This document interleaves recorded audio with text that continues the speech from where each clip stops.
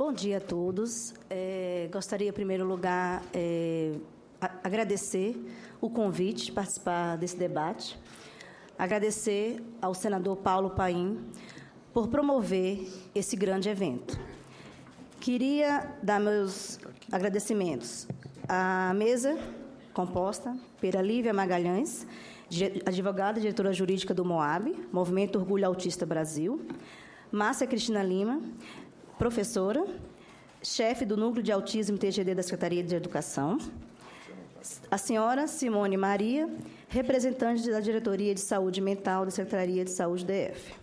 Assim como dar meu bom dia aos alunos da Escola de Sobradinho, aos professores presentes, profissionais, pais, mães, a todos presentes, senadores, meu bom dia. Para falar sobre autismo, a gente tem que tentar falar de algumas características, né? Primeiro, o que seria o autismo? O autismo é uma síndrome comportamental. Essa síndrome atinge 3 áreas importantes. Então, há uma dificuldade na socialização, há um atraso na linguagem, um atraso na fala e há dificuldade, alteração no comportamento, com comportamentos restritivo e repetitivo. Então, o autista tem alteração nessas 3 áreas. Nós sabemos que existem vários tipos de autismo, vários níveis de comprometimentos. Então, hoje nós temos autista leve, moderado e grave. Isso vai depender do nível de comprometimento, né? Só que, como existem vários tipos de autismo, os autistas não são iguais. Então, eles precisam de um atendimento individualizado.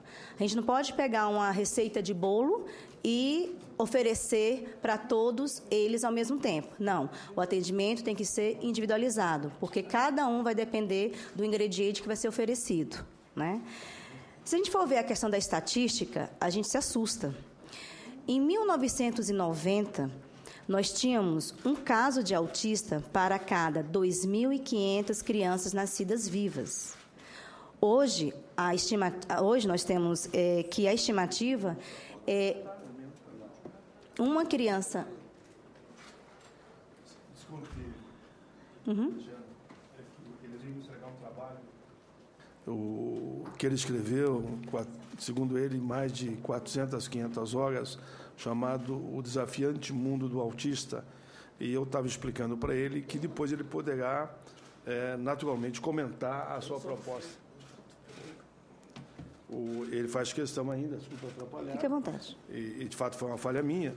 O Oswaldo Freire da Fonseca Júnior, ele é jornalista e se dedica também a essa causa. A gente fez a interrupção e eu gostaria de pedir a vocês uma salva de palmas para ele pelo trabalho que ele quer deixar à disposição de todos vocês no livro que vai ser, esse é o rascunho, que vai ser publicado a nível nacional. Ok, Oswaldo? Depois você comenta. Por favor, doutora Tatiana, com as minhas desculpas, porque eu faço questão de prestar atenção em cada palavra dos meus convidados. Claro, obrigada. Então, eu estava falando da estatística, que realmente houve um aumento no número de autistas no mundo. E isso é preocupante. Então, assim, a ONU fala que são 70 milhões de autistas no mundo. Já nos Estados Unidos, os dados oficiais falam que é um autista para cada 88 crianças nascidas vivas. Só que o CDC, que é o Centro de Controle e Prevenção de Doenças, ele afirma que é um autista para cada 50 crianças na faixa etária de 6 a 17 anos. Ou seja, é um número alto, aumentou bastante. E as políticas públicas precisam ser modificadas para atender essa grande demanda. Infelizmente, no Brasil, não há uma estatística oficial. Nós não temos uma estatística oficial falando quantos autistas nós temos no Brasil. Isso é uma falha grave, gravíssima. Nós precisamos mapear. Temos que saber quantos nós temos e onde estão. Porque, a partir daí, nós iremos o quê? Intensificar as políticas públicas, não é isso? Só que nós precisamos o quê? Cobrar dos órgãos competentes para que nós tenhamos essa estatística. Há uma estimativa. Estima-se que no Brasil existem 2 milhões de autistas, mas não são dados oficiais, né? Nós estamos aqui para reivindicar os direitos dos nossos filhos. Só que não tem como eu deixar de falar da Lei Berenice Piana. A Berenice, que é uma grande mulher, uma guerreira, uma mãe, ela tem um filho hoje de 20 anos, que é o Dayan, e ela começou essa trajetória há muitos anos. No caso, o filho tem 20 anos, meu filho tem 6 anos, né? Ela é uma mãe, uma guerreira. Ela, junto com outros pais, conseguiu a criação da lei. E, infelizmente, essa lei não está sendo respeitada, né? A lei, ela institui a Política Nacional de Proteção dos Direitos das Pessoas com Transtorno do Espectro Autista. Isso quer dizer o quê? Que os autistas hoje têm os mesmos direitos que as pessoas com deficiência, que antes não tinham. E esse direito cabe tanto ao acesso à saúde, educação e à assistência social, principalmente nessas 3 áreas, né? E essa audiência tem um propósito de esclarecer, primeiro, o que é a síndrome, sobre a síndrome, e para que seja, para a gente quebrar a barreira do preconceito, né?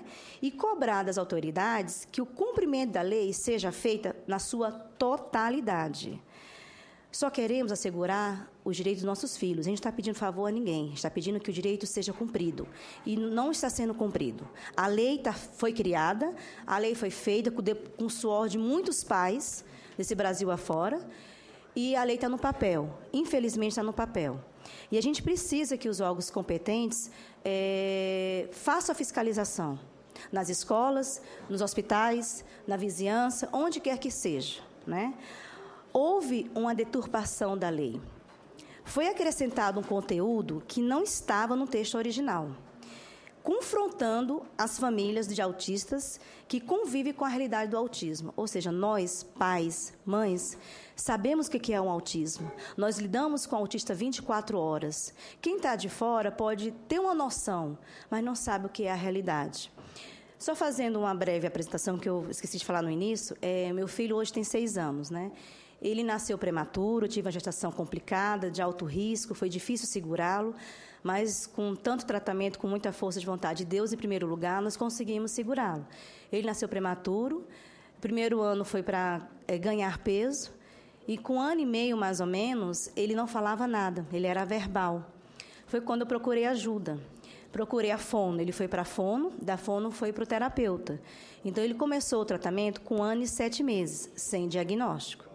Com 3 anos, nós fechamos o diagnóstico. E, a partir daí, a gente intensificou o tratamento, com várias outras terapias, né? Ele hoje tem 6 anos, ele conseguiu, graças a Deus, muitas conquistas, muitas vitórias, ainda tem as suas limitações, mas conseguiu vitórias. Por quê? Porque teve um atendimento precoce, intensífico e um diagnóstico bem precoce, o que, infelizmente, não é realidade de muitos, que eu vou falar mais na frente, né?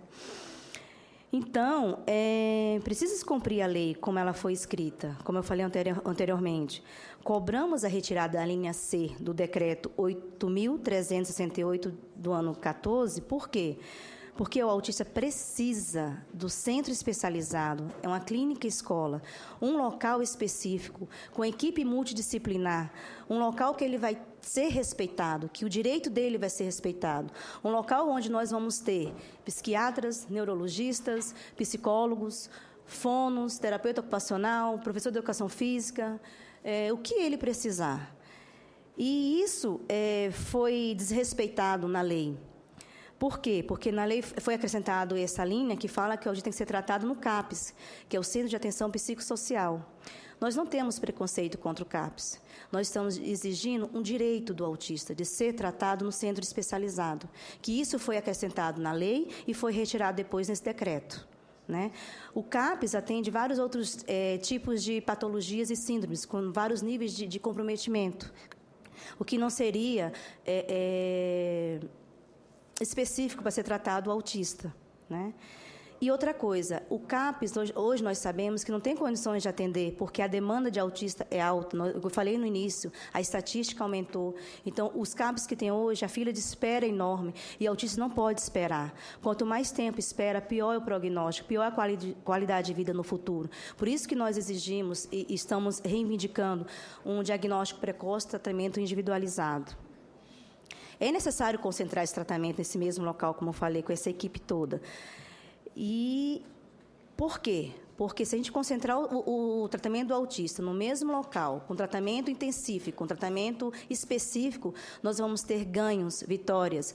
O autista ele vai desenvolver, ele vai ter uma qualidade de vida no futuro. E, com certeza, ele conseguirá viver em sociedade, conseguirá estudar, conseguirá formar famílias, casar e ter uma qualidade de vida. É isso que a gente luta diariamente, para que os nossos filhos sejam felizes no futuro. E não me venham dizer que não tem dinheiro para construir os centros especializados, porque tem. O que está acontecendo é uma falta de gestão. Eu vou dar só um pequeno exemplo. O dinheiro que foi desviado da Petrobras daria para construir muitos centros especializados. Não só construir, equipar, contratar profissionais e atender essa demanda. Então, o dinheiro existe, só está havendo uma má gestão.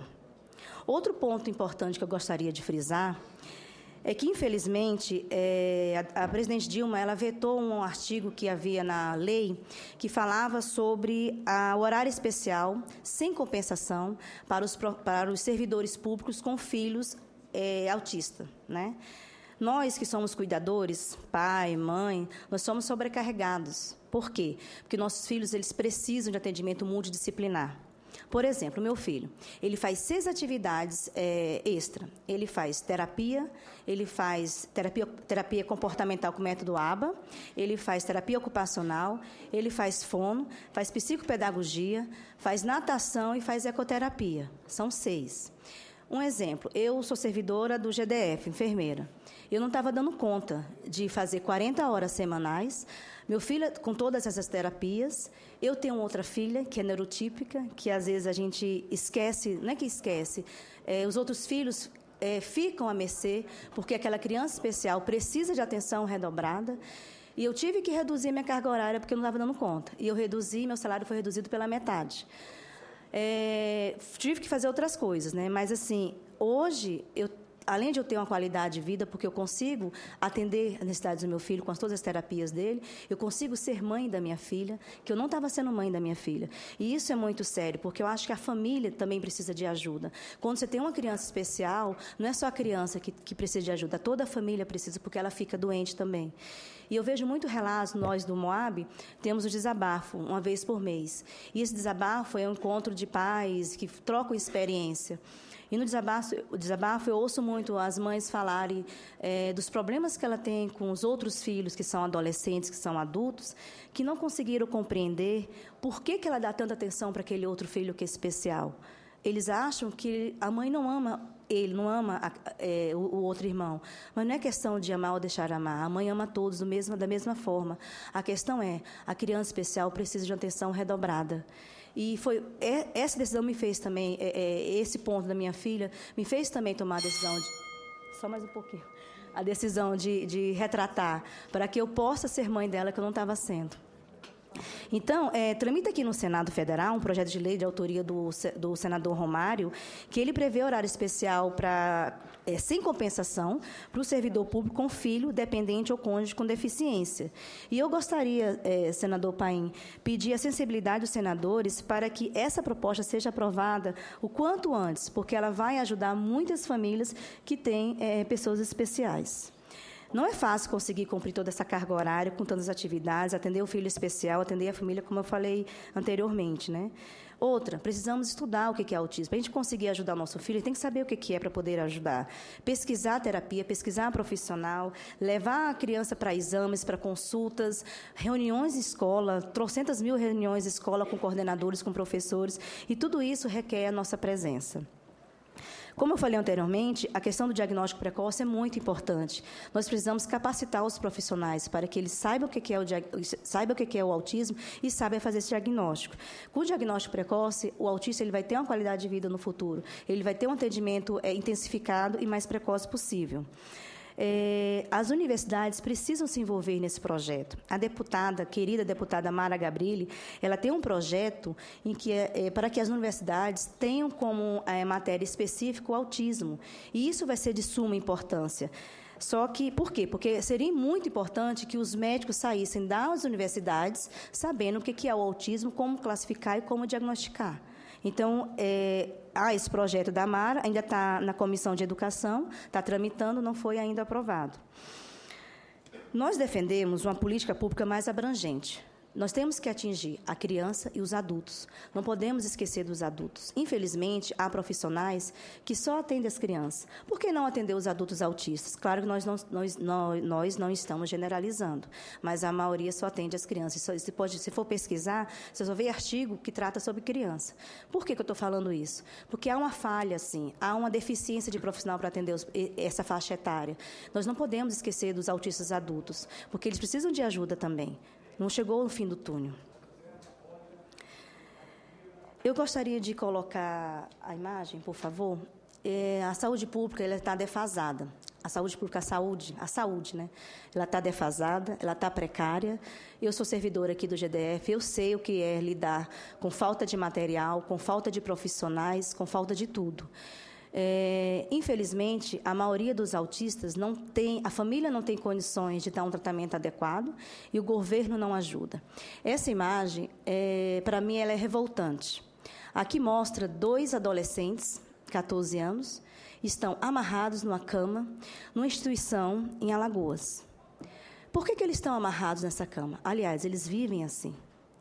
Porque a família não tem condições de oferecer um tratamento adequado, porque o governo não ofereceu um tratamento para essa família. Eles moravam em casa, trancados. Aí foram lá e tiraram eles para colocar na instituição, mas continuam amarrados. Eles não tiveram atendimento precoce, um diagnóstico precoce, eles não têm atendimento individualizado, não têm terapias. A questão é oferecer medicação. Não resolve, ajuda, mas não é a solução. São medicados diariamente e amarrados. Então, essa cena, para mim, ela é frustrante, ela me causa raiva. Desculpa a expressão, mas é raiva. Raiva por saber que nós temos dinheiro, tanto dinheiro para ser investido, raiva por lutarmos tanto por uma política pública de qualidade para os nossos filhos, raiva porque o governo não está oferecendo qualidade para eles. E eu, como mãe de autista, fico triste e envergonhada de ver essa cena. Vocês me desculpem a emoção, mas é triste ver, saber que autista hoje tem que passar por essa vergonha, tem que passar por esse tipo de tratamento. Se nós tivéssemos os centros... Só um pouquinho antes, por favor. Volta antes. Tá. Se nós tivéssemos os centros especializados, com atendimento digno, eles não estariam aí nessa vida. Eles estão vegetando. Qual é o prognóstico para essas crianças? 0. Criança que não tem atendimento, não tem estímulo, não tem nada, que vivem amarrados no leito, qual seria o prognóstico de vida? 0. E isso é triste. É por essas crianças que a gente está aqui. Não é pelos nossos filhos, a gente luta pelo coletivo. A gente luta para que essas crianças aí tenham qualidade de vida, tenham um tratamento adequado, sejam respeitados. Próxima. E esse é meu amado filho, Guilherme. Ele hoje tem 6 anos, esse sorriso é meu combustível diário, é uma criança feliz, é uma criança respeitada, é uma criança que, graças a Deus, foi privilegiada, sim, por eu ter condições de dar um tratamento para ele, mas se eu fosse depender do governo e das políticas públicas, ele com certeza estaria amarrado naquela cama. Desculpa a emoção. E para finalizar a minha fala, eu gostaria de deixar aqui uma reflexão. Que as reflexões do dia 2 de abril iluminem as mentes e os corações das autoridades do poder público, para que os autistas tenham a oferta de atendimento digno, pautada no respeito e na dignidade. Obrigada, bom dia.